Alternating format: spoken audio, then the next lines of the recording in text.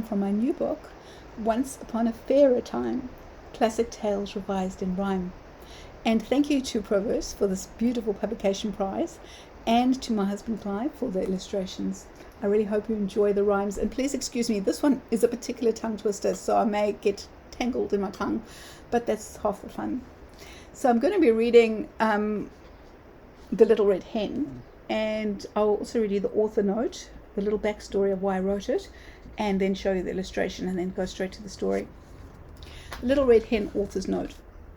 As a child, I fretted over this story, the schadenfreude of celebrating the misfortune of dog, cat, and duck, who admittedly deservedly get nothing, sets me on edge.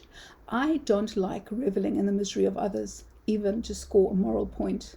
Sure, the animals should have contributed, but is there not a better, more positive way of learning this? The little red hen eats every single morsel without sharing, but she's celebrated for her hard work. Life is more fluid, however. There are more morals than one to consider. The red hen's greatest flaw, in my view, is her self-righteousness, her ability to enjoy, almost relish, the suffering of others. I have meddled with this in a considered way. The animals are ashamed, they resolve to be more helpful, but the little red hen learns the value of sharing and friendship. They all live happily ever after, which is a much more enchanted ending than 3 miserable animals and an overly stuffed chicken. Here is the wonderful food that they're about to share. The Little Red Hen. Up past a mountain, a valley and creek, a little red hen, all feathered and meek, is plucking at grasses, and pecking she seeks wheat and fine morsels to crush in her beak. She's happy with worms and all that may wriggle, but her little red heart wants food with no wiggle. Perhaps she dreams a muffin or cake. Now that she thinks it, she's a fancy to bake. She murmurs, I'll go gather my friends. It's no trouble to waddle round hills in these bends. I'll go find a dog. He'll help plant our seeds. He's good with his digging, and I've trouble with knees. Perhaps if I ask with a cheery cluck, please, the planting will happen swifter than breeze. The dog, though delightful and an excellent chap, explains with a bark and slight howl and a yap that digging's for bones, not planting of wheat. The seeds would just scatter 'neath paws and large feet. Besides, he's really quite full, quite ready for lazing. But go, red hen, go, you birdie amazing. The little hen sighs, she pecks and clucks, she plants all her rows, her seed neatly shucks, then waited and waited, a tad aggravated, for wheat to grow wheaty and high.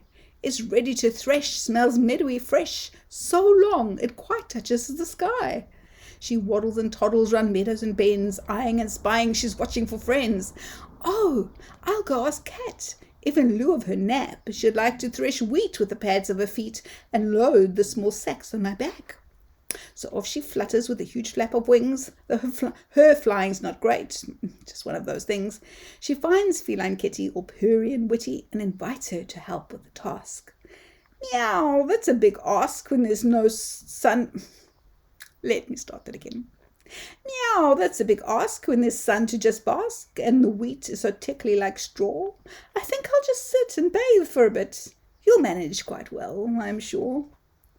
Little Red Hen threshed all the wheat by jumping and pecking and bagging so neat. It wasn't much fun, but finally done, she just needed some milling and heat. I'll go ask Duck. I hear her bright cluck. She can save me trudging uphill. I'll put my wheat sack on her white feathered back. She can glide it right up to the mill. But Duck had her ducklings to watch and to love. They swimmingly swam, then climbed up above. No time to find baker or flour or mill. She has to watch ducklings, watch them until they've fallen asleep in tired duckling heap. Dear Henny, you'll manage, you will. And so poor Red Hen, determined and willful, told it was going to be a tongue twister. And so poor Red Hen, determined and willful, trudges dales and mountains and other huge hillfuls until the wheat is planted, threshed and milled to flour. 4 full seasons, then an hour. But finally, it's time to break floury bread or floured cake. One of each I think I'll bake. Today's the day to bake and bake. So the little red hen bustles at dawning. She hustles and bustles and bakes the whole morning, till the valleys and dales of Ireland and Wales smell her baking and bread in the gusts of great gales. The roam is so wholesome, so wonder nutritious, the dog and the duck deem yap quack delicious. The cat with a purr and slow preen of fur ambles to sniff the bread in its width of perfect and utter perfection. Is there a connection to perfect perfection? Of course there is, says Hen with a preen. A lot of hard work, and not to be mean, none of you helped, which made it much harder. But now I am lucky with lucky full larder, so off you run, have a lot to eat. Hens just love huge bready treat. Please, whined the dog. Please, quacked the duck. The cat just stared with her eyes. No, said the hen, I'm hungry again, and our bread has just started to rise. She takes it from oven, she grabs a fresh plate, she sits down to eat, and she ate and just ate.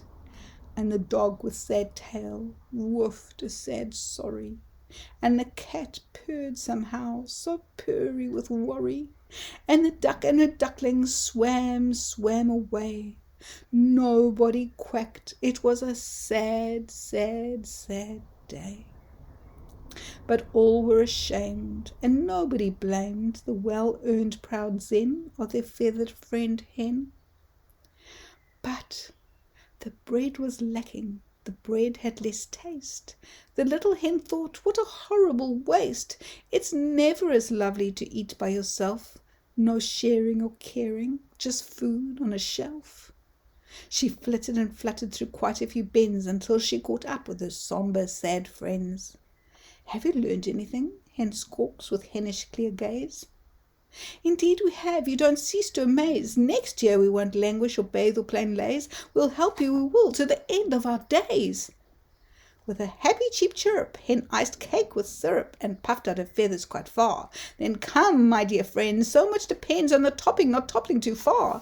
Since you've learned a good lesson, there's no need for stressin'. You wonderful friends you are, and though you've missed out on bread, come join me instead for tea and a little sweet cake. Peck, lap or bite, it's a lovely fair sight to share for everyone's sake.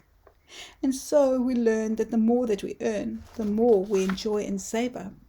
But though cake is delicious and bread quite nutritious, sharing's the very best flavour.